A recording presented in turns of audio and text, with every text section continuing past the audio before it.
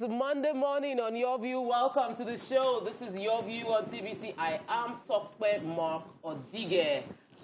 Nima Akashat Zibiri, how are you doing?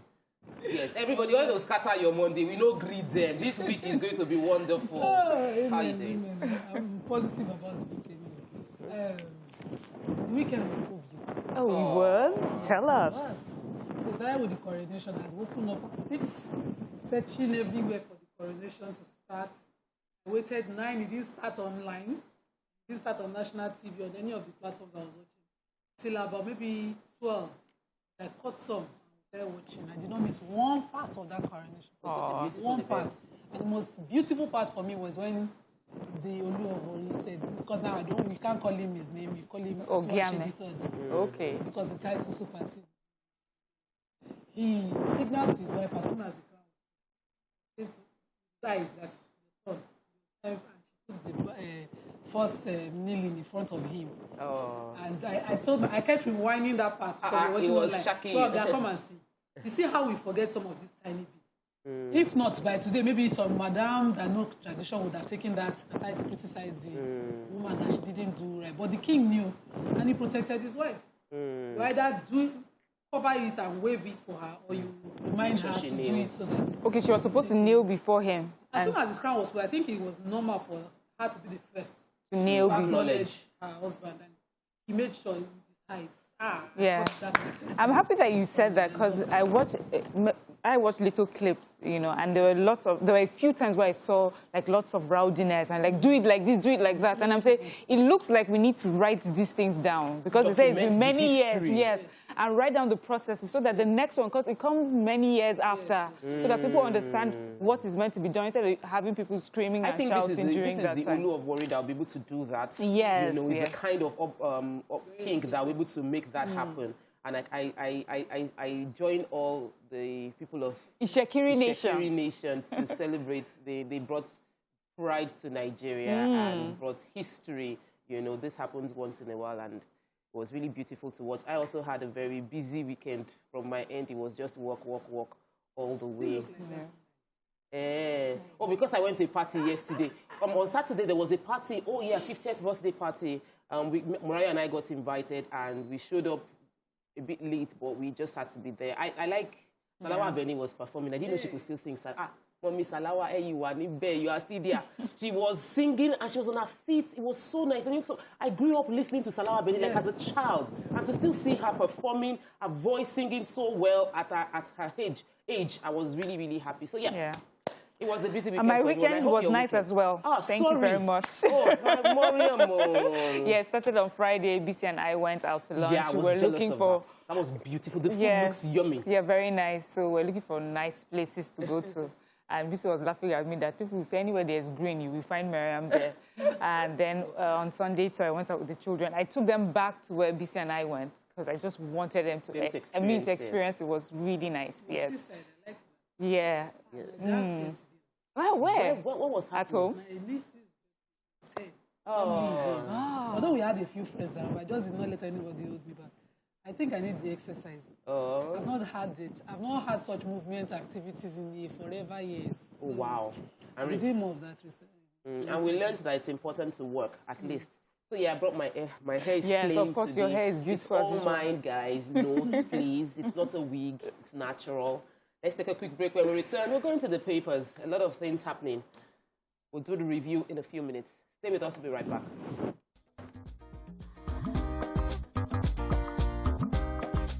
Stay tuned. Your View will be right back. Welcome back.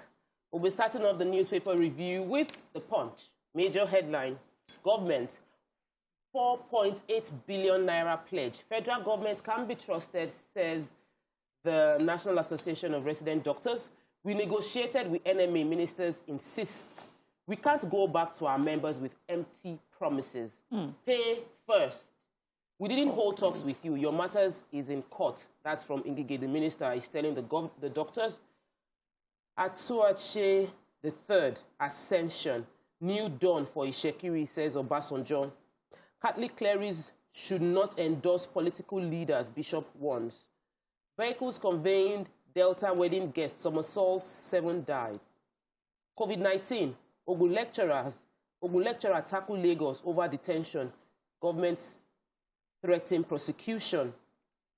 Kaduna Baptist student abductors promise to release all abductees, the free 15. Ex-herbalist allegedly hypnotizes Lagos teenager. Victim recovers in Ondo. And wanted, drug dealer arrested in Lagos church. Man excretes heroin. And in other news, food imports gulps $1.4 billion in 6 months. Grazing reserve, autumn threatening legal action against Buhari. Bread price hike looms as bakers decry flour costs. And Nigerians in diasporas remit $65 billion in 3 years. So, what story are we taking first? Allegedly hypnotized by other people carried it as an herbalist, but the Punch said ex-herbalist. So this young man said lives somewhere in Mushi and saw an elderly woman.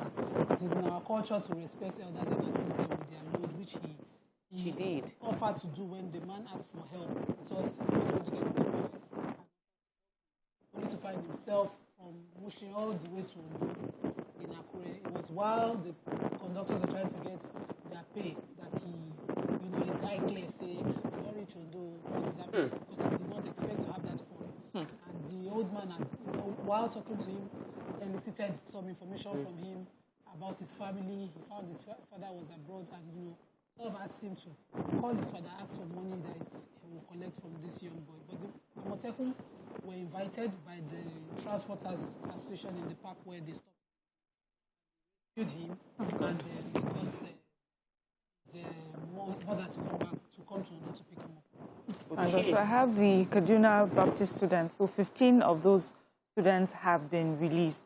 This is after 24 million naira had been paid. They said, the first batch of students that were released, about 28 of them, 50 million was paid at that time, 50 million naira, and now 24 million has been paid.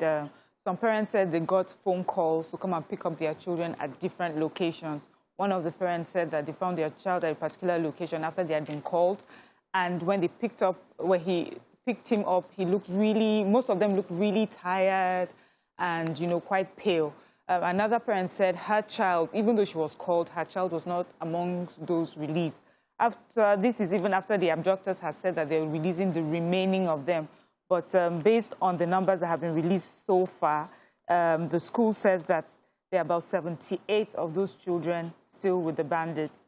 The rest of the students were also sent to their parents. When they came to the parents, they came in an 18-seater bus. They were looking better than the first batch that came in. They said that's because they gave them time to just sort of refresh instead of just bringing them straight from the bush like they did the last time, to refresh before they met with their family. So we still have a few more of them left. This is 46 days in captivity so far. Really sad. But we're happy for all those that have been returned to their families, and we're hoping that the rest will get released very soon. We need to discuss the plight of bakers, because the bakers in the country are complaining about the rise in the price of flour. I remember seeing a post by my cake person that the price of oil has gone from 3,000 to 7,000, and there's no way they can continue to produce at the price they were doing before. Specifically, the price of flour a bag of flour was 10,300 naira in January, and right now it is 20,000 naira for one bag of flour. And the millers are saying that the price is because of dollar exchange, and they cannot sustain the current price of bread. Bread has already gone up really, really high as it is, and we're hoping that there'll be some sort of stepping in by the government to provide a bit of amelioration, because we can't be hit left, right, center with expenses back to back. Let's move on to the Sun. Major headline: grazing routes. Autumn blows hot. Plans to sue Buhari. Governor group drags president orders to court over failure to investigate missing 106 billion naira in 149 MDAs.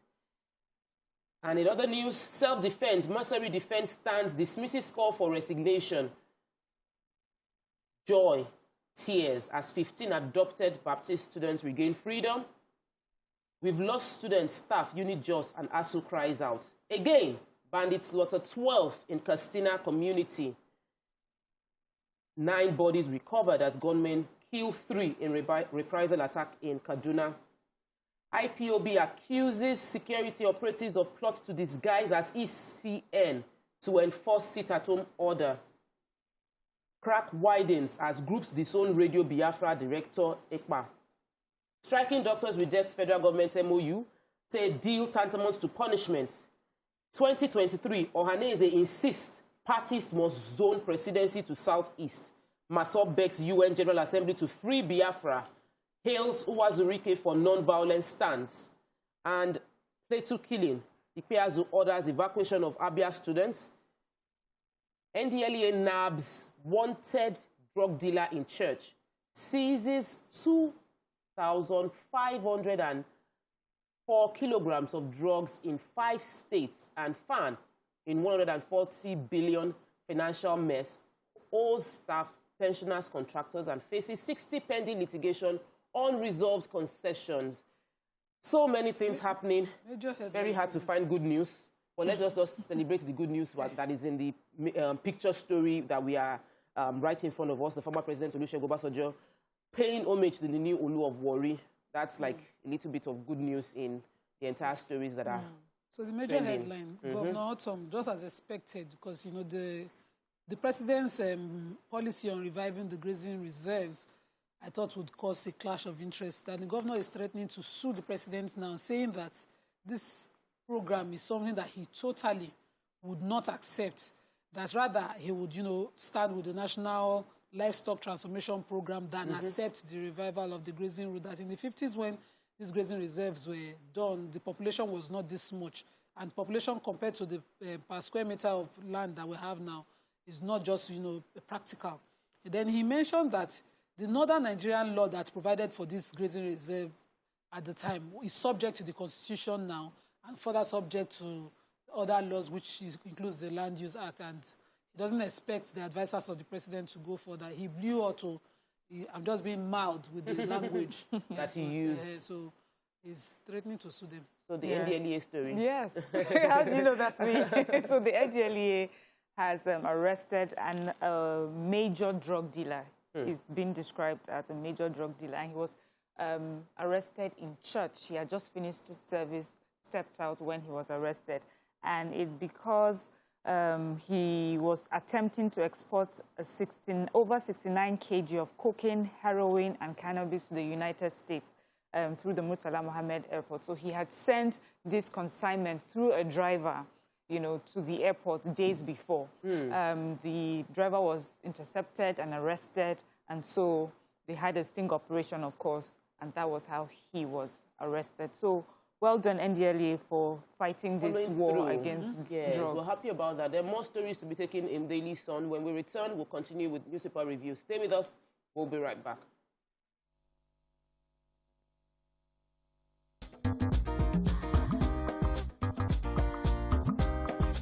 Stay tuned. Your View will be right back.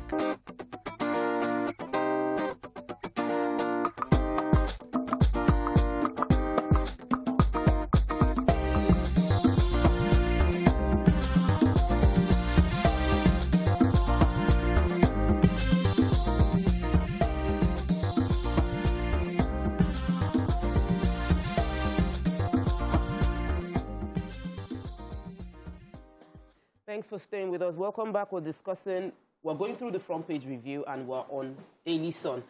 And there is a major kind of worm that has been revealed with the Federal Airport Authority of Nigeria.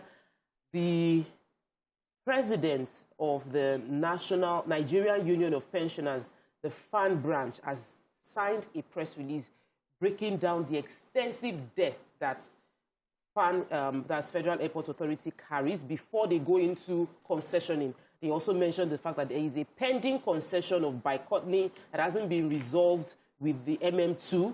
They mentioned how their pensions haven't been paid at all. Like the pensioners within the airports, the pensioners that work with FAN have not been getting their counterpart fund remitted to PENCOM, totaling as much as 7 billion.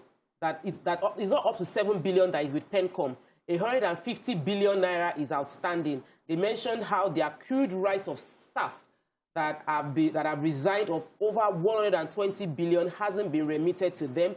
3 billion in gratuity hasn't been paid. That FAN is owing salaries. At the same time, these concessions will take with that concessioners should realize that there are pending issues happening within within FAN before taking on the concession. They also asked that Nigerians should ask the Minister for Aviation, Hadi Sirika, how over $1 billion loan collected from China to construct this same airport, how has it been spent? Why are we now concessioning a place that we used loan to build? And how do we intend to pay back that $1 billion loan if we have concession offer? Will be the concessioners be the one to pay? I would really appreciate if the Minister for Aviation addressed the concerns as raised by the Nigerian Union of Pensioners, the FAN branch, signed by the Association Secretary Emeka Njoku, because this is shocking and unexpected from an agency within the government that is planning to concession to also be carrying this much debts. Moving on to News Direct. Okay, News Direct major headline is let me take the point. Moving on to the point. We see the point just once in a week, so let's take the point. Major headline, 2023 presidency. Atiku is PDP's best bet. That's from stakeholders. Okowa, Wike, top possible running mate chat. How Obi Makinde stand. Why PDP can't zone presidency to the south. I'll make my interest public when the time is ripe. That's from Atiku. All politics. Let's discuss some other interesting news. Despite NNPC's under remittance, federal government, states, local government get 3.9 trillion from federal account in 7 months. In other news, 5 families jostled to marry late woman for childless death. To marry late woman for childless dead relatives in Ebonyi State. Outrage over planned restoration of tolls. Increase in licensing fee, others. And Osun 2022. Adeleke ready to tackle Oyetola again. So this very interesting tradition that I know of Easterners is in the papers this morning. Relatives of 5 dead men from Indieze, Sharon, Indie, Borishiagu, and Igbeagu communities in Izi local government area of Ebonyi State are currently jostling to marry a dead woman for their dead deceased brothers. So in the Eastern tradition, if a person dies childless, it is in the tradition to go to a family of a young girl, marry her, or a dead woman, or a single mother. So the options are much. But a woman who has children or who can bear children for the deceased person to continue his lineage. So his name and line continues, even though the children are not genetically biologically his. But this tradition has been an adoption system that I learned, and it's very interesting reading the point today. This woman, before her death, had 2 sons, with outside marriage. And so now she's dead. These 5 families are jostling to be the ones to adopt her 2 boys for their own deceased brothers. And this tradition is something we should look into, right? It's interesting. To look more into it, and I think it's interesting. What story are you taking, Mariam? Yeah, I'm taking, we remember, I think on the 11th of August, the Minister for Works and Housing had disclosed that they will be reintroducing tolling. And because of that, there's outrage, of course. Analysts are saying that this is too much on Nigerians. This is like double taxation. The government is trying to raise money. We understand our debt profile and all the rising loans and everything. But this particular tolling is coming after the new rates on vehicle licensing has just come out.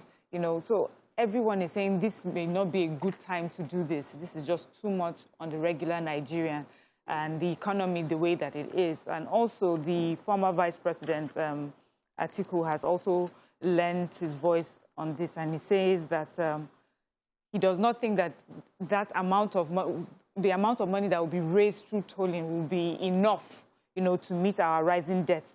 And this is just a lot of burden on Nigerians, and that it would affect, transportation, affect food. There's just a multiplier effect on what this tolling and taxation is going to cause. This is like a major hot topic that should be discussed, but I like the fact that he said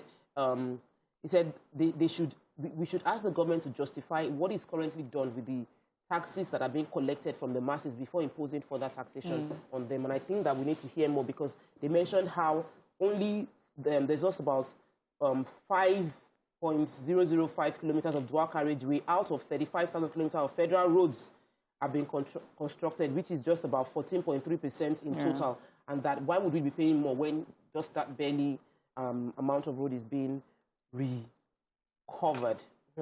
All right, let's move on to another paper. Vanguard. And then we take the major headline in Vanguard. Strike. I've been waiting for someone to take this story. Why we refuse to sign MOU from the doctors, because this is impacting on every Nigerian. Says government punishing doctors for its failures. Insists strike continues until all demands are met. Federal government will commence implementation of MOU today. So, other news. Ondo, Amoteku rescue hypnotized Lagos teenager from ritualist. We took that story already. 24 killed in Kaduna-Katsina attacks. COVID-19 third wave. Lagos record 500 deaths. Blame inbound passengers for spread. Farmers killing mischief makers. Trying to rekindle Ife Modakeke field. Oni Advisory Committee. Cargo on ease calm over concession to IOC. Shareholders lifters by NLNG. Continue to pay VAT to us, FRSTL taxpayers. Bandits release another batch of 15 Bethel Baptist students. And liquidity, 22 companies threaten free float of stock. Now, let's talk about doctors. What's happening with the doctors? According to the NARD spokesperson, although they went for the meeting between the federal government and the doctors supervised by the NMA, and this meeting was called on the insistence of the president, but they refused to sign any MOU with the federal government. The doctors are insisting on continuing with the industrial court action that they have already instituted against them, which the federal government has instituted against them. But the federal government on their own side, as the Minister for Labour said, that they've reached agreement on the 12 disputed issues, and that the implementation of the non-payment of some of the house officers would immediately start today. And he continued to break down how the monies would be paid. And he said some had been paid, but some people that were not entitled took monies, so they're waiting for refund. That when you have your BVN and you're under the IPPISU, so you start getting your money as soon as possible. And he put the figure that a doctor will get at 542,000 for each person. And it was well broken down in the Vanguard report, but it's not something that I can summarize immediately. I need a detailed account of more from them, something in bullet points that you can see. But one thing that is obvious is that the doctors don't trust. That's they don't trust. Since they have not signed this. They don't trust that so they want the money to already be paid. They want physical evidence. And I think at this point... But if 12 disputes that they have and the federal government is insisting, let the federal government, I think, have something that they can show us. But the doctors' fight is always, for me, is always one-sided. There are several players within these health sectors. There are nurses, there are other health staff. So I think we should be fighting to completely revamp the health sector. Yes. So COVID-19 in Lagos, the third wave is very much with us, and Lagos State says that about 500 deaths have been recorded so far across the isolation centers. Wow. And they said that, Lagos State is doing everything possible to make sure that, the COVID-19 protocol is being laid down and everybody follows it. They're alluding this number to the passengers coming in, travelers coming in from the red list states like South Africa, India, Brazil, and Turkey. So these are countries where the third wave is quite active. And so we have right now about 4,448 passengers that have been quarantined successfully, but also they have a few people who find a way to bypass this. So you're meant to come in. When you come in, you're quarantined for a few days, you're tested, and then if you're negative, you're allowed to go. But if you're tested, you would stay, in isolation center. But then there's a particular case of an Adishola Adeleke. She has been making quite a lot of noise, I think, on social media. She's accusing the federal government of holding her down, the Lagos State government of holding her down. So the Lagos State is saying she came in through South Africa, from South Africa. She was supposed to quarantine for 7 days. She found a way to leave, and then she was finally found. Her passport, of course, was not with her, because when you leave without the permission they will hold on to your passport. And when she realized that she could not, of course, travel again without her passport, she now went back to get her passport. She was tested again, and she was found to be positive and has been asked to be kept in quarantine. Her father has come. He's making lots of noise, to release her, but they're saying that she has to follow due protocol, and that they are going to, Lagos State is insisting on making sure everybody follows the protocol without fear or favor. So. Please, can we protect ourselves? These are the avoidable deaths due to COVID-19, yes. And I'm sure there are many things already killing Nigerians. Sadly, 24 people were killed between Kaduna and Katsina in several attacks, reprisal attacks, as well as fresh attacks.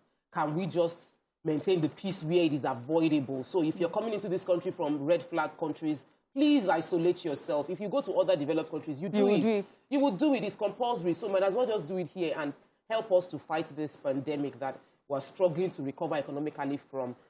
Thank you, ladies. Okay, we'll take a quick break. When we return, we'll go into the hot topic for today. Stay with us. We'll be right back.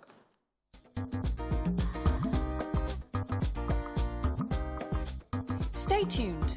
Your View will be right back.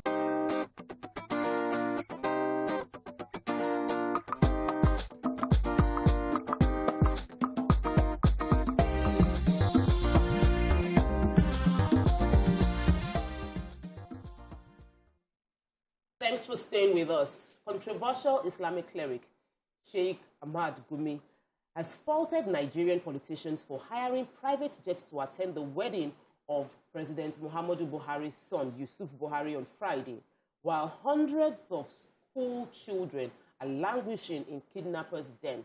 What are your thoughts on this? Join the conversation by calling us on 081-270-53687, or you could call us on 091-390-76948. So, they counted. Some people said it was 100. Then they came out to clarify that it wasn't 100, only 50 private jets. Really? Was used to convey VIPs and dignitaries to the wedding of the president. Now, social media, the wedding of the president's son. President of the wedding of the president's son. So, the social media, a lot of people on social media agree with Sheik Gumi, and some are wondering what's the problem? It's wedding. If the president's son is getting married, what do you expect should be the case? Nima, where do you stand? With Sheik Gumi. Me too. With Sheik. The first time, Sheik Gumi is making, he's made a lot of outrageous statements in the past, but this one, I think this is the rational, most reasonable thing he said in a while. But personally, expect leadership, but I don't see it in most of these our political elites. There's so much selfishness, so much disconnect, so much nonchalance to whatever the situation is. So I had to go out over the weekend. The past week after my birthday, you know what I do for my birthday? I've had to deal with families whose father and mothers are displaced. Somebody's father is still in detention. The mother has to be in the hospital. We are supposed to be representing her pro bono, and we still have to raise hospital money for her. A lot of real Nigerian issues. And then when you see this affluence, these people sort of assume that because you're popular, you are in their circle. It's not the same. It's from my widow's mite that I have to do what I do. And when you see them now, straw parties. In Islamic marriages, it is said that you must do a party that every class of society is invited. In this party, there were bouncers. The real people. So, Obi Kubana, who were criticizing for having a lavish party, even had a more Islamically compliant party, even though it was a burial, compared to the wedding of the president, who's supposed to be a Muslim. That's the way I see it. Because at Obi Kubona's mother's burial, the poor could feed. People were allowed some form of limited attendance. So even around the kitchen, you had people who were poor who could eat. But this wedding, if you say 50... It was for the big boys. The creme de la creme of society. The big boys, those who were feeding, who are around power, those who need contracts, did whatever they needed to do to show up. So a private jet, according to the calculations in the paper this morning, I think Daily Trust, a private jet cost at least $5,000 per hour. And that wedding was a full-day event. So even if the private jet landed at the airport in Kano, he had to park and wait for the person that hired it for a number of hours. So let's just estimate at $500 naira to $1 the amount. Now, that is not even painful. What is most painful is what insecurity has brought upon us. So the big man could do a lavish wedding. The poor man will still be able to find his feet. But where we are now, I pray the dollar doesn't get to 1,000 naira to a dollar. 1,000 naira to $1 now. Because we are totally unable to generate even raw materials that we used to export. So we never exported finished products. It was almost impossible for us to have any complex product exported. But we could export raw materials, ori, cocoa, some people would export yams, even, you know. But because of insecurity, nobody is in the farm. We have elders so for you, working. There are more complex issues and taken care of by you. Going on. And if you had deep thinking, you will say, okay, because I've failed in these areas, let me just do my thing closely. Keep quiet. But the save some president's money. son wants to get married. Is there any way you believe, Mariam, you're from the north, could it have been done in a better way that wouldn't? Is there any way they could have done this wedding right? Or should the boy carry the punishment for being in Nigerian and being the son of the president and not be able to do his wedding the way he would have done it if his father wasn't the president? Did he fund it? Because if the son can enjoy the privileges of his father's office, in some ways, he will also endure the responsibilities that may come in a time of strife. The truth is that the way it was done was very insensitive. And Sheik Gumi is right. You cannot have people languishing in pain. Children in forests, we are counting 46 days for some, 100 and something days for others. You know, you can't have that sort of situation and then in that same space be throwing lavish parties. There's a way, and then you're even talking about the North. The North is usually known for its modesty. Even when they have so much, there's this modesty they always strive for, but things have just changed. Everybody just do anyhow. I feel like it's like when you're in government or when you're in a place of authority, it's like you're watching Nigeria from the TV, it's a reality show to them. Yes, like, oh wow, is this what's happening to Nigerians? Whoa, and then they turn it off and go back to their life. Yes, this was so insensitive. You know, many times we've said that this administration would have used body language or somehow to send a message. Not everything has to be the military on ground, the police on ground. Sometimes just your body language will do so much. If that wedding was done in such a way to show modesty and then the president or the presidency says, we're doing it this way, we're sorry, we cannot even have everyone invited, or this is strictly a family affair because we cannot be doing this in the face of what's happening. Do you know the respect? Now, the people in the bushes, the kidnappers are saying, oh, your government is saying we're not paying for ransom, Abi, but you can pay for this. All right, let's see. They will now come back to the table. It's just wrong in so many ways. I'm sorry for the bride and groom, but that is the situation that you have found yourself. If you're in America now, you would have even thrown a bigger party. But in Nigeria, it has to show in everything that we do that what we are going through is touching each and every one of us. We cannot separate it. Then the next morning, you now come and say, sorry, Nigerians, things are tough, we're doing our best. Are you really? Even as family members, yes. So the question is, this sort of like creates a sense of hypocrisy. Yes. Yes. So it's a political hypocrisy in you increasing the levies, bringing tolls back, saying that we don't have enough money. It's like hypocrisy and it is it's painful for Nigerians to watch the lavishness when they are suffering it is the height and they are languishing. The deception. It's totally separate, unrelated to the toll.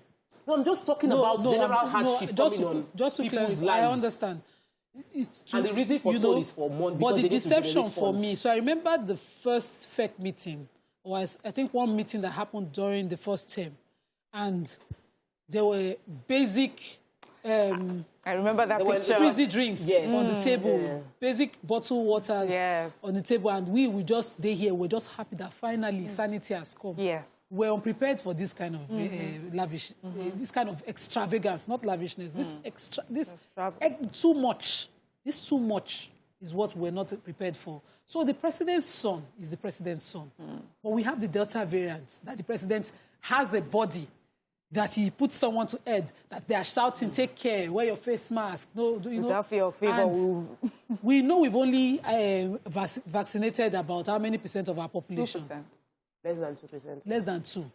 And then we have this party guaranteeing us that everybody in attendance had been vaccinated, or you're guaranteeing us that, you know, everybody there did not enjoy that. This wedding is not it wasn't a day affair. It wasn't on Friday alone. The luncheon was still, I think, yesterday. So it was an entire week event of money. The bride had already done her pre-wedding party with the frozen Disney theme and all of those things. So too much happening. You could have shortened it. The queen had her husband buried in this period, and we saw the way royalty known for extravagance and lavishness and glamour, reduced everything deliberately to show the people that we're in touch with you. Yes. And we're saying with our actions what we say with our The thing voice. is, the questioning of the responsibility of our leaders in this time and their insensitivity And the people around them, the political class, those encouraging the lavishness. We're touching hypocrisy, we're touching insensitivity, we're touching how Nigerians are feeling right now. And the fact that we're still in a pandemic and everybody is asked to be careful. And we'll talk more about all of this. But more importantly, we want to hear from you when we return from the break. Stay with us. We'll be right back.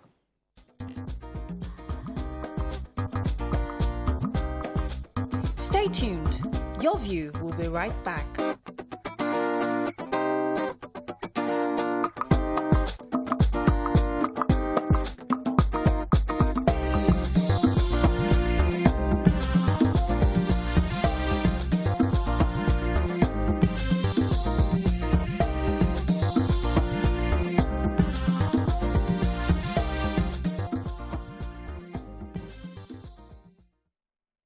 Thanks for staying with us. So we're still discussing the controversial reactions to the president's son's wedding, lavish 3-day affair.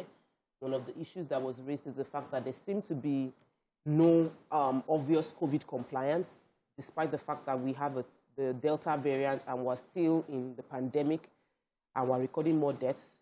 There was also the issue of the fact that there is an obvious disconnect between our political class and the reality of many Nigerians, when in actual fact, they should be the one bearing what they should be more empathetic and sympathetic to the desires of Nigerians. And most of us will just want good food.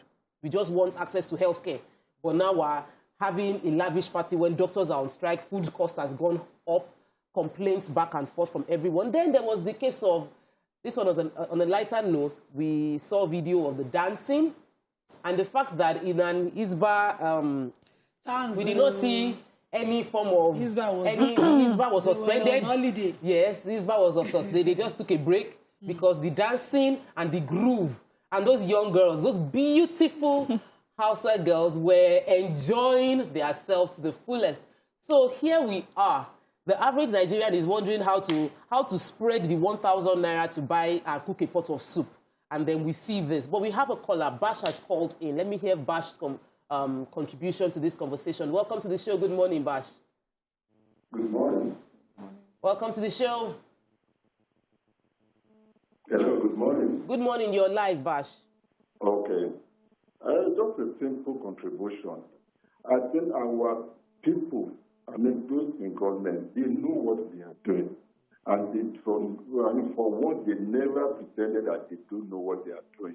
It's just we that we don't want to appreciate that they know what they are doing. And they continue to do it forever. It's just for us to know what to do to counter all these their pretense. They never pretended for once.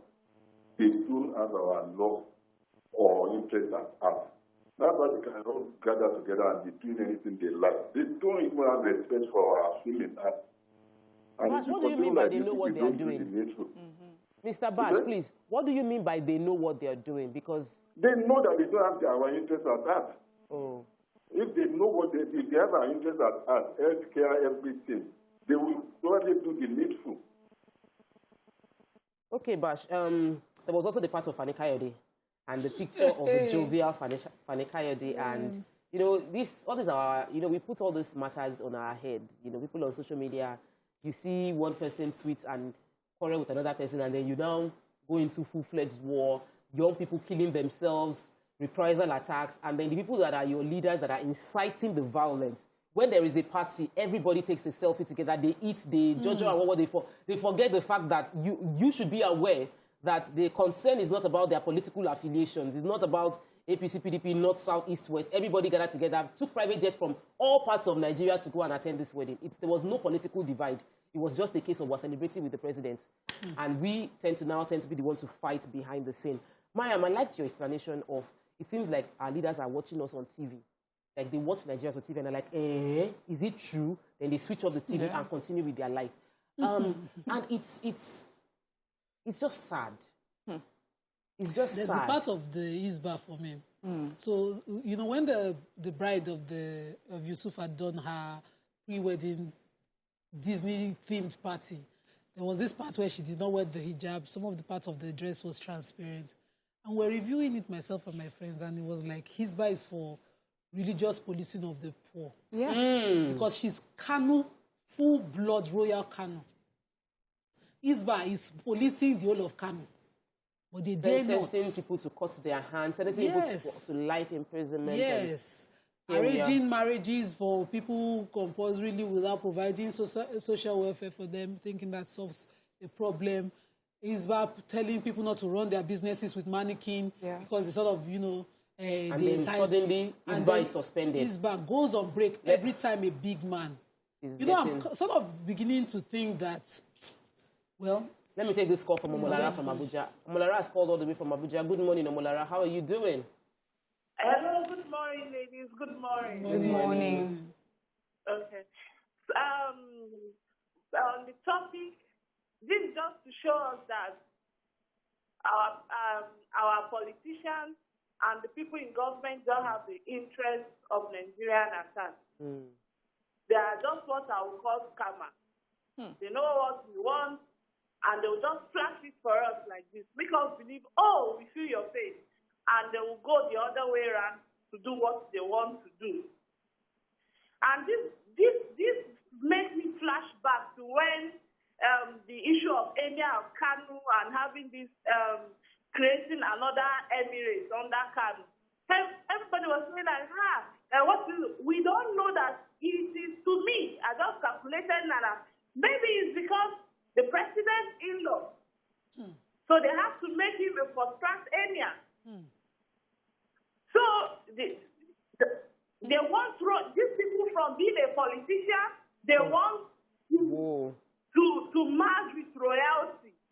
That's some conspiracy. That's deep. You understand? That is my own thought.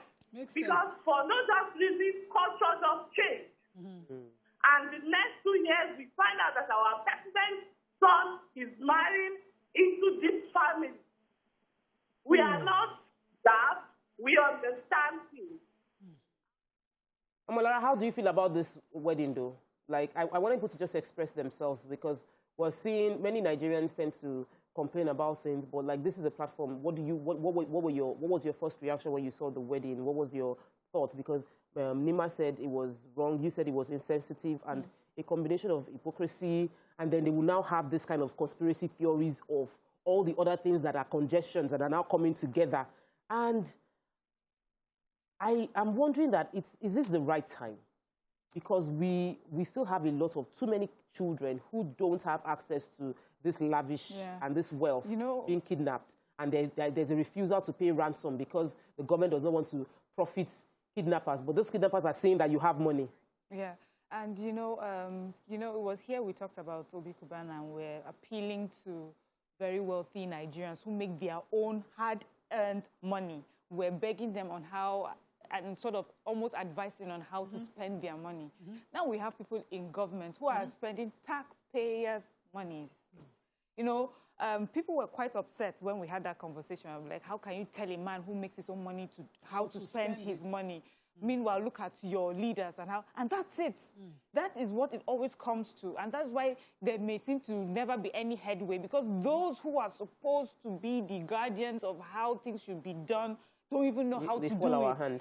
How do you, now, all these monies that the politicians spent in getting the private jets and things like that. So we're not talking of those millionaires and billionaires who have earned their money and are able to afford their... We're talking of those that because of the position that the political office that they hold is giving them access to some funds. How are they going to now explain to Nigerians when doctors are sitting at the table and say, we need our money paid? What are they going to say to them then? We don't have when nurses and, when children are in classrooms that are dilapidated and run down, what do you say to them then? But Mariam, on the flip side, they could say that they didn't spend government money to fly the private jets down there. They could say it was a gift that somebody volunteered to... Is that the best way? But during Kubana's own too, say, is that the best way to spend this money at a time like this, in a country like this? This is the country that we live in. We do not have another country. We cannot keep pretending we don't know what is happening. All we're saying is that this is a time to make sacrifices. That's all. We understand the need for to have luxury and enjoy all the things that money can buy if you have it. But we're saying that when we live in a space like this, at a time like this, there are things that we can do to ameliorate the sufferings and the pains, and it affects us in the end. Your administration will be better for it. Your children will be better for it. Your future, your legacy will be better for it. Let's remember we still have cholera outbreak as well. Like there are many things that are issued. We'll take more comments when we come back. We'll take a quick break. When we return, we'll take comments on Facebook, comments on YouTube, as well as more phone calls. Stay with us. We'll be right back.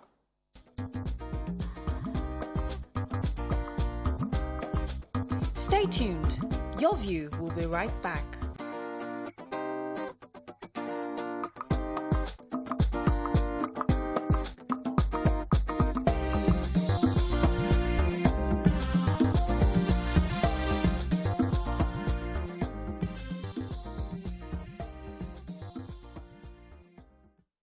Thanks for staying with us. So we've been discussing President Muhammadu Buhari's son's wedding, which was a lavish affair, where we had 50 private jets, and Sheik Gumi's comment as speaking against it, that it was insensitive, while we have so many children that have been kidnapped, languishing in the kidnappers' den, with the government saying they are unwilling to pay ransoms, and we still have this lavish expenditure and just in your face, in a way that shows hypocrisy. Like it doesn't like, it's like, I don't care how people feel, I don't care what you're complaining about. This is our life. We are the chosen ones. We're going to live our life we want to. We're not going to make sacrifices because Nigerians are suffering.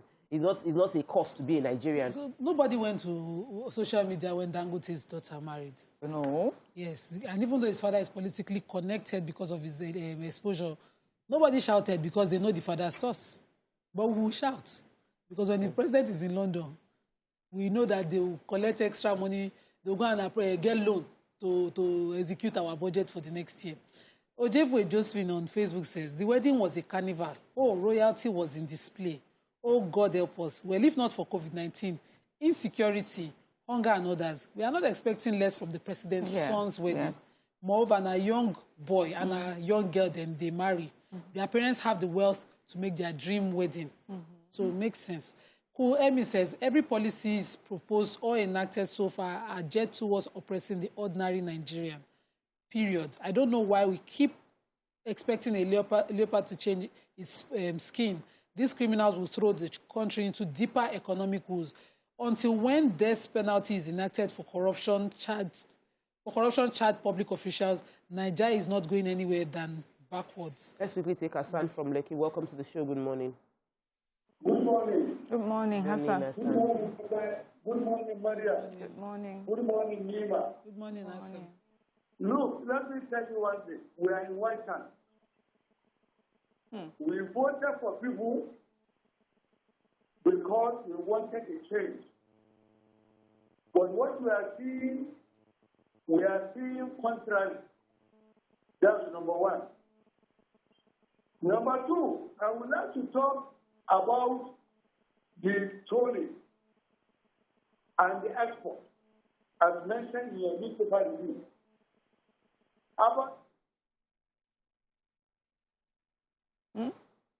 Hassan? Oh, we lost the call. Well, let's talk about fun.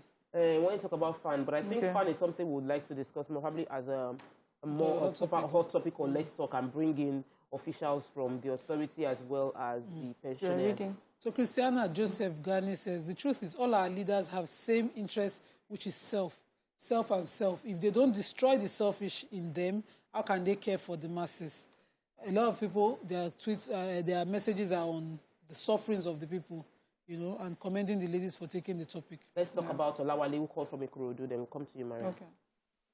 Olawale, good morning. Welcome to the show. Okay, good morning, Tope. Good morning. Yeah, what happened at the President Muhammad Buhari's son's wedding was simply a display of rascality on the part of the politicians. Let me tell you, over 60% of Nigerians are living below poverty line. Okay? Then some people wake up every morning to a situation of hopelessness. They have nothing to eat.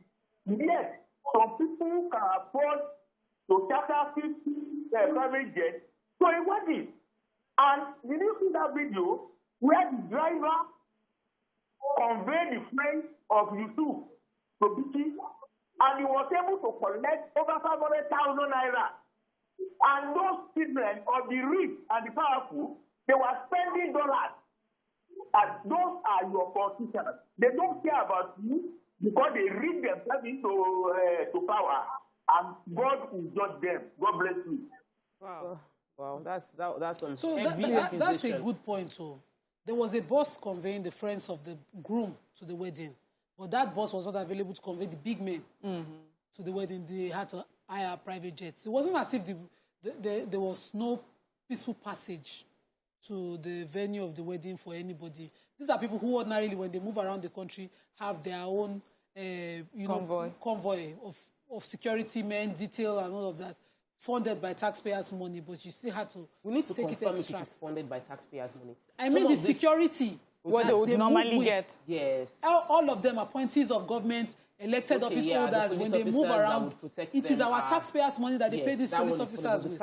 Any one of them who says it's not, should please show me how its business, the industry he opened, is funding that lifestyle. I know that, you know, we're talking here from part of Nigeria point of view. And somehow it may look like, because we normally get this, oh, they're hating on them. Because your own father is not a president, or your own is not a royal family. Yeah, wait until your father is a president and see how you would behave. And the truth is that let us have these conversations now so that when you are president and when your father is president, you will do it differently. We want for people to have, I mean, we tune the TV on and we watch in the UK where the prince is getting married to, you know, the princesses. We love to see the culture. We love to see the coronation during the weekend. So this is something we're happy about. We're happy about the union. All we're saying is that there's a way to do it when you come from a country like ours. When you come from a country like ours at such a time as this, where we're constantly talking about how economically we're struggling. And for the, you know, you mentioned the friends of the bride dancing to the music. A lot of people were shocked. They're like, they're dancing to Naira Marley. Okay, so there were two things, which is, so like if you come from the north, there are some of the things that, yes, there are expectations. There's the way you carry yourself. There's some things that you don't listen to or you do. But obviously, I think that's a conversation we need to have, that things are changing. Influences everywhere. People are listening to all kinds of music. And then maybe also, you know, I don't want to talk too much on the Hizbah because I'm not a Muslim. Okay. But then in what way would you modernize how Hizbah polices people in Kano State? Yeah, we need to talk more on that because there are some severe punishments that we've seen being meted out by Hizbah, and then we don't see them being meted out to the high and mighty, the wealthy, influential people as well. And the law has to be balanced and fair to everybody. But let's take this call from John. Oh, we've lost the call. Let's take a quick break. When we return, you know, we can't really talk about this sufficiently enough, but the reason is not to hate on the political leaders. Like, if we don't hate them, the effectiveness of our politicians would bring success to Nigerians.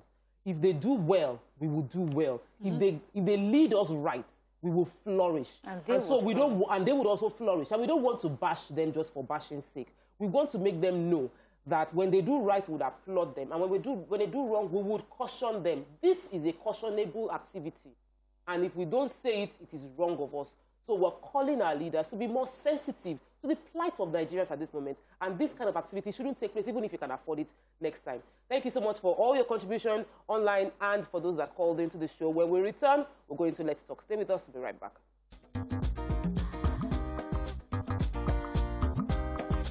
Stay tuned. Your View will be right back.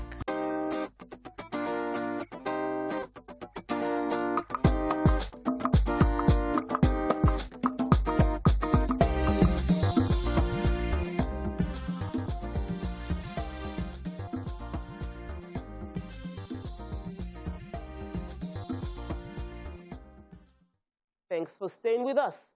The Federal High Court in Port Harcourt has issued an order restraining the Federal Inland Revenue Service, FIRS, from collecting value-added tax, VAT, and personal income tax, PIT, in Rivers State. The state government had sought 11 reliefs from the court. This includes a declaration that the power of the federal government to delegate the collection of tax can only be exercised by the state government or other authorities of the state. So joining us to discuss the legality and constitutionality of all of this is the managing consultant at FEDABO, Mr. Albert Folorunsho. Welcome to the show. Good morning, sir. Thank you very much for having me. Yes, and you all can join the conversation by calling us on 081-270-53687, or you can call us on 091-390-76948, and we'd love to hear from you. So, this is not the first time that a state is going to contest the constitutionality of something that has been done forever. I think that it strengthens our legal institution for us to contest if we feel like this thing, there's controversies around it. It shouldn't really be. And I would like you to break down what this means.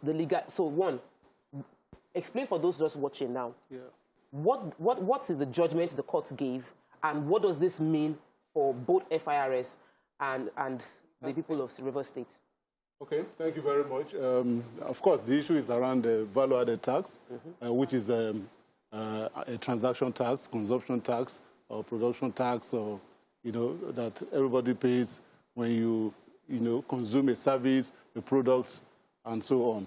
So, if you look at the Constitution, I'm not a lawyer, so I'm just going to be stating it strictly based on my own view. The Constitution, strictly, looking at the concurrent legislative list and the exclusive list, mentions strictly income and profit tax, and of course, stamp duty. Okay, that the National Assembly should have power to legislate on. Okay, and anything that is not on that list, it means that the state can have authority to legislate on it.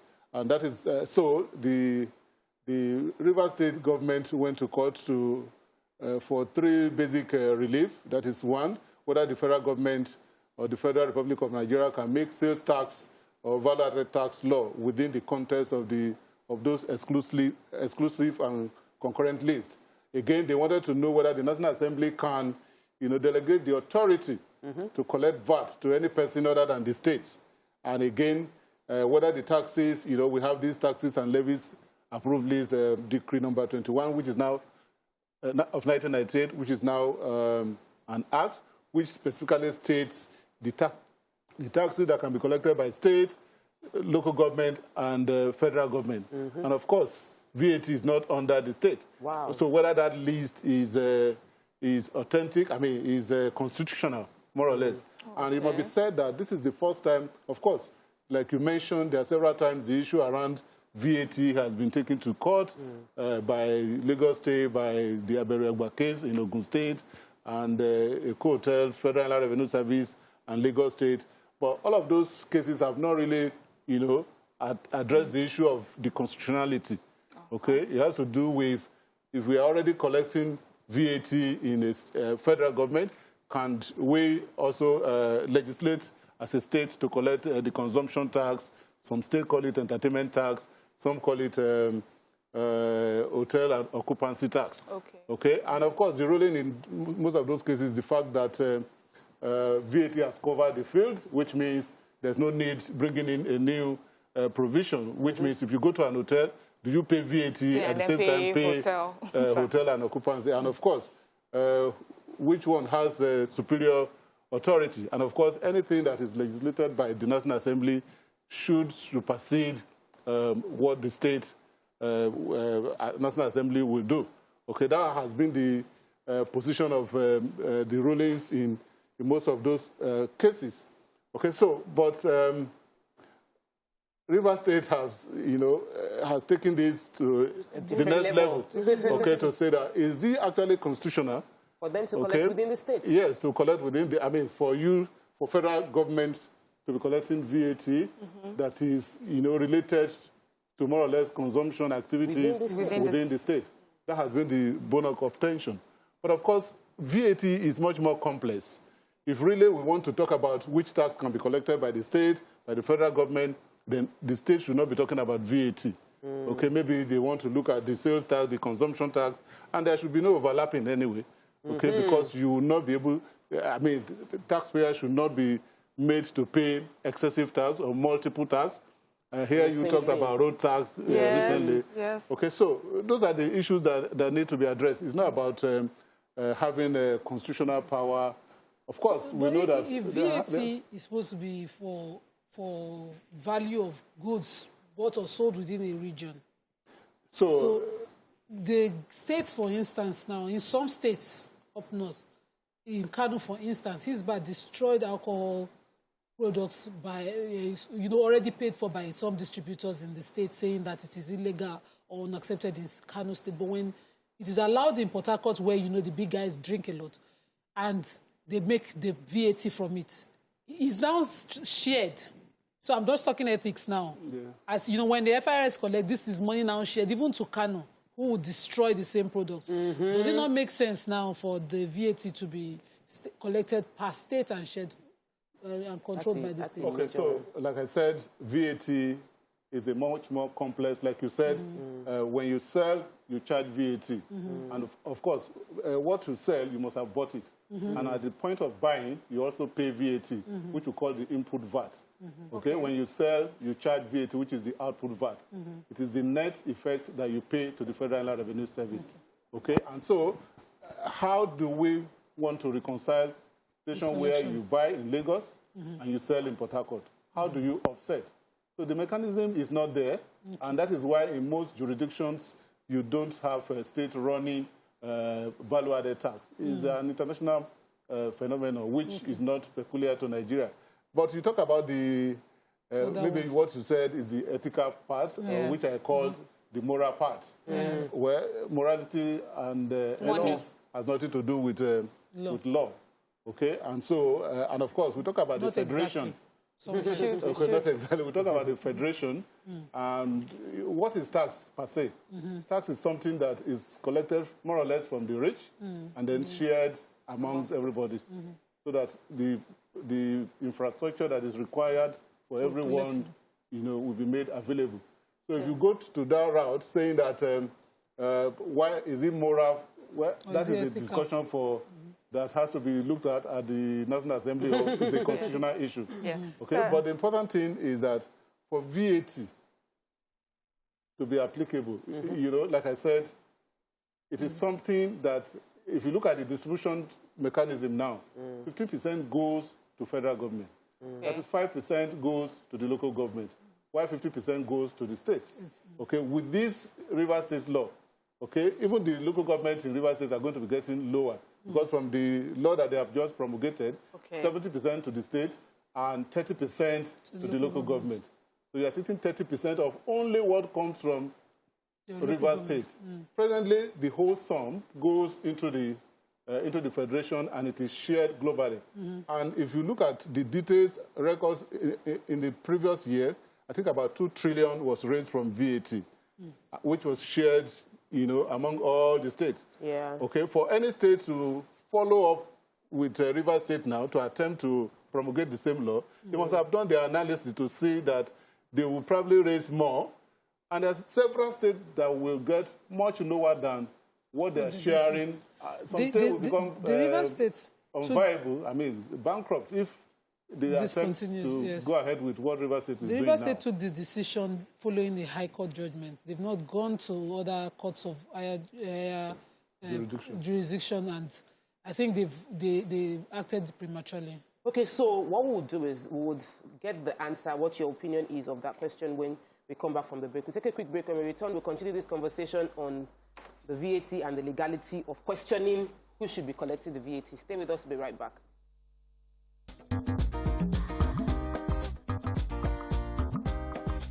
Stay tuned.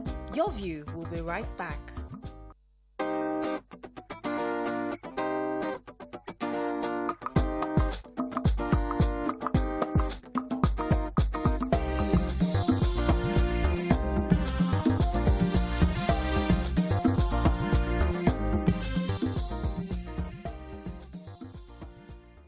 Thanks for staying with us. We're still discussing the legality of the... Oh, actually, we cannot discuss the legality. We're discussing the court judgment of the High Court in River State concerning FIRS and the VAT and what is collectible and what is not collectible and what they have proposed. And Mariam had a question before we went on a break. Okay, I think Nima had already asked it, which is we know that FIRS is still going to appeal this. So in the meantime, but the governor has already gone ahead to sign it into law in the state. And for me, what is important is, because he also used it as saying that, you know, we have been let go of shackles. You know, states would normally go to the federal government cap in hand, constantly begging for funds, but this would empower the states better financially. How does that work across board? What do you think this means for River State, and then if other states were to go toe this line, what it would mean for all the states in Nigeria?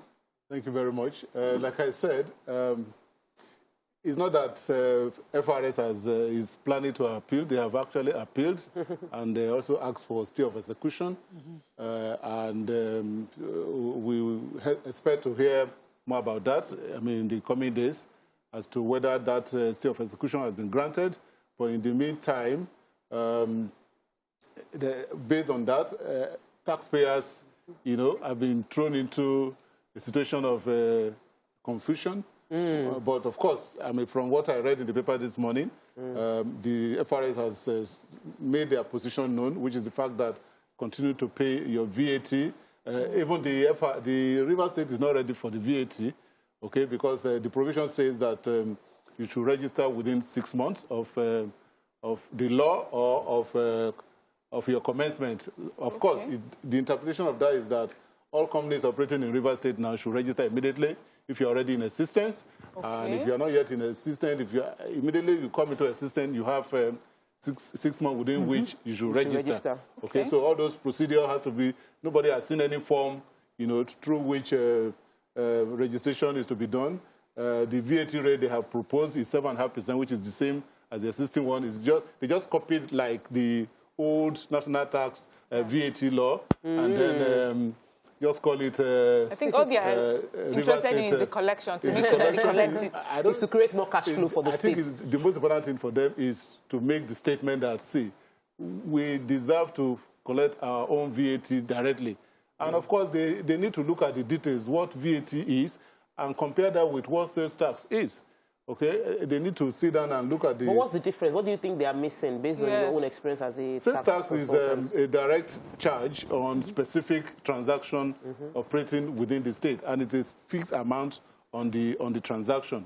While VAT, you know, is a consumption that devolves in successive stages. At the end of the day, it is the consumer that bears the liability of VAT, which means the manufacturer produces, in the course of production, they incur some VAT, they call input VAT. When they sell to the distributor, you know, they charge the distributor, okay, and the distributor eventually sell to the retailers, and then from retailers to the final consumer. So it evolves in successive stages, okay, and the manufacturer can be in Kano and then finally consumed in Lagos. How do you offset all of that without the proper mechanism and resources in place? You understand that the problem, the ultimate problem, the ultimate problem is a cash flow problem. That's the ultimate problem, that the state governors have a responsibility to find how we can find a way to raise this revenue. What would you say based on your expert opinion, many states are missing? Where is that opportunity to raise funds that they are missing right now? Well, I think in terms of revenue, it is not from VAT, okay, because I know about 2 trillion was raised. And if each state look at their model and see, most of them are taking heavy loans that they are paying back. And if this is to be implemented, a lot of them will not be able to meet their loan repayment, because some states will gain heavily, particularly Lagos State, and maybe Kano, Rivers, and probably Kaduna will get a little bit more than maybe what they are getting from the Federation now. Okay, while the other states are definitely going to be owing huge sum of money because they will be in deficit, and then they will not be able to meet their demand. In terms of meeting their revenue potential, we know that a lot of individuals, particularly the informal sector, you know, are not that compliant. The companies are already paying their corporate tax. The employees working in those companies are already paying their personal income tax. For the individuals, you know, you just mentioned that 50 private jets were parked somewhere. Okay, some of them are... So where would that... So I wonder how fun is broke when we have private jets that are flourishing. Well, they may not be operational. Some of them are just parked, you know, and they find a way of managing it, because parking your private jets, even at the port, could you help me clarify? Airport, because you incur a lot of costs. So let's do the math. Please, Someone sorry, did the math already. Nima, could you just help me clarify this? Because for me, at first, when we read this, we thought this is a good thing for Rivers State, and then it will be a good thing for each and every other state in Nigeria. But the way you're explaining it is that it may not necessarily be like that in the long run. What states would, you've mentioned a few states that would find this advantageous, and why would it not be so for the other states? Okay, before you answer that, let me take Hassan. It's called back again from Lowkey. Hassan, welcome to the show. Please, about this issue of in the left to rest. I don't see any state government winning. They have been collecting VAT from the federal government. They have been drawing their VAT money for federal government. You cannot come back now and go to court trying to claim it. It's not possible. And the way we are saying it in this country, we always let pitching our tent with state government. State government, in most of the states in Nigeria, they behave like emperors. They patronise the money of the state. You don't expect any fair deal in the state. So please let them fall in line. Federal government continue to pay them. If you have an issue with Kano, sort it out with that. You cannot be claiming money while buying something in your own state. This is something that calls for decent discourse. They should discuss it at their own level, state government to state government, not to drag federal government into it. Okay, thank you for your contribution. Let me answer the question, please, sir. Okay, the question she asked. Yes, so from what he has just said is that the state are already benefiting from VAT. Like we already know in the law, 50% goes to the state, while 35% go to the local government. Which is through the state. Most time through the state. And then, of course, only 15% for the federal government. Like she's asked, if this provision, this decision is to be upheld maybe at the Supreme Court, what it means is that each state will now have a responsibility for collecting VAT in their own state on transactions carried out within the state. So, and that is why we have said that virtually 60% or more will be for Lagos State, because most of the transactions are carried out in Lagos State. Okay, and if you move down to other states, you look at where are the industries, where are the companies operating? Where is the consumer? Where is the population? Okay, and those are the things that drives revenue, particularly when it comes to VAT, which is a consumption tax. Where are the transactions? Where are the products and services being consumed? So, by detailed analysis, you will see that all imports will be coming, which are currently being collected by the customs, okay, will still go to federal government. Okay. All transactions, all non-residents, okay, will be paid to the federal government. And all transactions in Abuja will also go to the federal government. And that will take almost up to 40% of, instead of the current 15% that is going to federal government. So it can move up. Federal government it may move up by analysis up to 40%. And then you now come to where are the transactions being carried out, majorly in Lagos State. Yeah. And then which will probably take another 40 or 30%. And then we have 20% left for the other states. Is that an unfair advantage or a regular advantage? Those are questions, but... Well, it has to do with where the activity is being carried out. I'll take a quick break. When we return, we'll discuss further more about the multiple taxations Nigerians are complaining about. Stay with us, we'll be right back.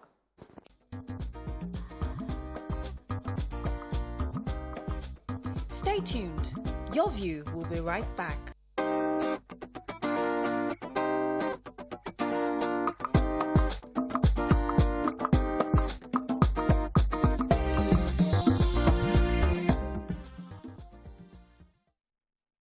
Thanks for staying with us. We've been discussing the new court judgments from Rivers State concerning VAT and the structure and how it works for other states. And we were talking during the break, and you mentioned how the federal government should involve all states in having like a roundtable conversation about how this can best work. So what would you advise the federal government does? What's the best approach What are this? First of all, just to add, what are the fears if this is implemented across board? How would that affect regular Nigerians across all states? And then why do they need to sit at Okay, so thank you very much. From my earlier analysis, I've said that the bulk of the VAT revenue will go to federal government and Lagos State, and a few states, will probably have a minimal increase in what they are currently earning from VAT. And so if that is done, automatically the other states will be put under pressure, and then they will definitely have to come back, to the individuals in the state, to citizens. They will look for other, you are talking about multiplicity of taxes. We will now have multivarious taxes now, because the states have to meet their demands. Salaries have to be paid. A lot of states are struggling to pay their salaries. They will need to be more creative in terms of going back to raising revenue from every possible sources. So there's a good side to this River State judgment that they got, because if this stands, it means that states that with more industries get more money, states with more manufacture. So other states can start to do or create the avenue or hubs for businesses to start. But then there's states whose strength is agriculture, and there's the exemption from food and all of that for VAT. So let's have... No, so you mentioned it during the break. So apparently I felt like Mariam and I were discussing about some states that had major, that seemed disadvantaged, but they do have the food baskets. But then now what can they do? Can they have their products processed? Those for export. Create businesses, process products, because we have states like up north where they plant tomatoes and rather ship the tomatoes straight to Lagos. Raw. Why not start have a process, of making it and creating industries? Maybe to start with, we should understand that there are exemptions from VAT. Basic food items, particularly those raw agricultural produce, are exempt from VAT. Okay, and so states that are fully agricultural oriented, even the tractors that they use, they hire in their agricultural businesses, are also exempt from VAT. Just to encourage agriculture, we need food. Okay, and so the bulk of those are exempted from VAT. Of course, how do you raise funds to be able to set up, the processing? As Lagos States got their loans directly that they are owing so much to create this avenue for businesses that they are entitled to, those states too can approach, and create the businesses. Before anybody gives you loan, you have to have a projection. Yes. Where will the repayment come from? So they should start Number looking one, the into VAT this. will disappear for some states. Okay, Yes. and so that already That's what they're reduces getting. their ability to raise loan, whether it is the multinational loan and all that. Okay, so that will be taken out. And so the state are still disabled to some extent because they will not be able to set up those industries. We have, of recent, we have seen rice processing factory coming up. Yeah. And other, even the produce from rice is exempt from VAT. So Wow. You Okay, but understand? we understand that part. Before we run off, I wanted you to just touch on, you know, we've taken the story when the Minister for Works mentioned that there would be tolls reintroduced, and there is the question of multiple taxation, and Nigerians that are already feeling like they are feeling the weight of the exchange rate and the inflation and all the economical hardship generally. Do you believe that there's any way to make toll system come back and make sense, or how do we address this? Okay, so multiple taxation, sometimes there are things we call tax that are really not tax. When you pay for services, they are not tax. If you look at the Lowkey toll and all that, of course, you will see that the road has been relatively been decent over the years, and it's because of the toll, even though you argue that we already paid for that by paying our taxes heavily. But of course, we know that if you go to some estates, they take care of themselves and you enjoy the services you get. So if it's going to be privatized, if the services are going to be properly managed to some extent the way we have seen the Lowkey bridge, toll being properly managed, for me, and if we're going to get some relief, if you plan those roads, relief as in some reduction in your taxes because you have already paid upfront. If we can have that, there's no reason why we will not have those tolls, because we know, if we are sure, that's the bottom line, if we are sure that it will be properly managed. Wow, okay. Thank you. So if we are sure that the money will be properly managed, for the and roads, that trust issue is still lacking, but we're hoping for the best. Nigerians, we deserve better, and we need to continue to watch, listen, hold our government accountable, do what we can, because our taxes definitely contribute towards the income that goes to the states. And so whether you are directly paying or not, you are actually funding the government. So you have a right to hold the government accountable for how they spend the monies that is within their custody. So ask questions and vote when the time is right. Thanks for joining us on the show. It's a wonderful week ahead, and we'll say bye. See you all tomorrow. Thank you, sir. Thank you very much.